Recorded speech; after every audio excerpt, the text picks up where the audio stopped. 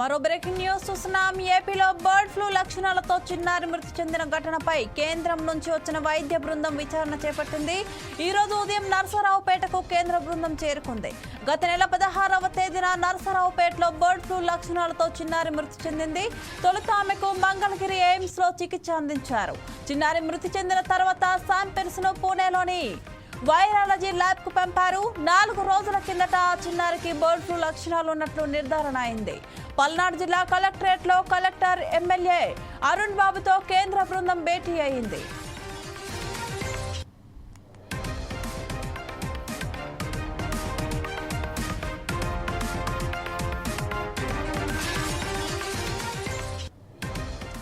Bird flu మృతితో అప్రమత్తమైన కేంద్రం ICMR బృందాన్ని ఏపీకి పంపించింది. ఆ బృందం నిన్న మంగళగిరిలోని ఎయిమ్స్ లో వివరాలు సేకరించింది. బృందంలోని 4 సభ్యులు ఈ రోజు నరసరావుపేట పర్యటనకు వచ్చారు. క్షేత్రస్థాయిలో వారు పరిశీలిస్తున్నారు. సాయంత్రం చంద్రబాబును సచివాలయంలో కలిసి ఇక్కడ పరిస్థితులు వివరించనున్నారు. అయితే మంగళగిరిలో చిన్నారికి చికిత్స అందించిన వైద్యులకు సిబ్బందికి కూడా H5N1 పరీక్షలు నిర్వహించాలని కేంద్ర ప్రభుత్వం మంగళగిరి ఎయిమ్స్ వైద్యాధికారులకు సూచించింది.